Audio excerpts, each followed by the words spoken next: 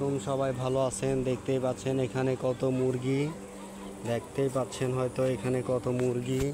এখানে বিভিন্ন ধরনের গাছপালা, এখানে কলা গাছ, ওই যে সূর্য ডুবতেছে বন্ধুরা। এই যে গ্রামের দৃশ্যটা আমার কাছে একটু অন্যরকম লাগে। এই যে এখানে টায়ার চালাচ্ছে, আর এখানে পানির ব্যবস্থা আছে। দেখেন এটা হলো হ্যাচারি, মুরগির খামার। আর এটা হলো কলা গাছ, আর ওই যে একটা গাছ কিরকম ভাবে দাঁড়িয়ে আছে এই আর কি। আর এখানে মুরগি, এই যে পেঁপের গাছ, এই আর কি।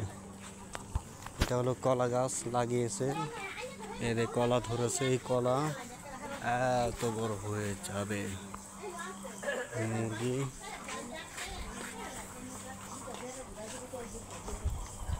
এই যে মুরগির খামার, ওই দেখেন মুরগির খামার। এই যে পেঁপে, এই যে কলা গাছ, সামনে হলো নদী। এখন পানি নাই, যেহেতু একদম বৃষ্টি হচ্ছে না, এখনো বৃষ্টি হবে হয়তো, যেহেতু এখন চৈত্র মাসের শেষে,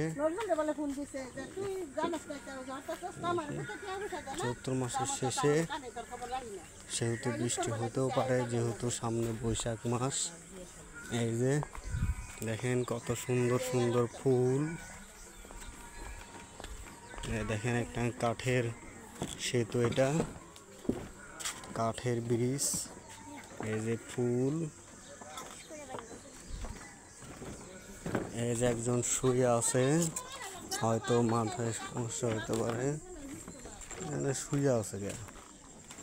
ওই যে নদী, এই নদীটার নাম হলো সুতিয়া, যেটা হলো ত্রিশাল থেকে, আসসালামু আলাইকুম, ত্রিশাল থেকে একদম এদিকে মুক্তাগাছা চলে গেছে একদম, ঠিক আছে। এই যে আমরা সেতুটা পার হলাম বন্ধুরা, দেখতেই পাচ্ছেন। আর একটা হলো, এটা আমার কাছে মাঝে মধ্যে ইয়ার গাছ মনে হয়, যে তেজপাতার গাছ আছে না, এরকম লাগে, কিন্তু এটা আসলে তেজপাতা না। এদিক দিয়েও যাওয়া যায়, আমরা এদিক দিয়ে আসলাম ঘুরে ফিরে।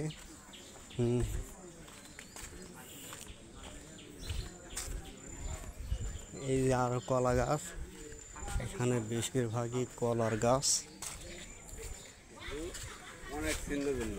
এই আর কি।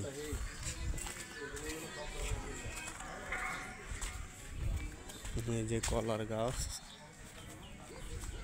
চিকন কলা। এই যে এখানে নতুন বাড়ি হচ্ছে, আর এই যে এখানে দেখেন সূর্য ডুবে যাচ্ছে।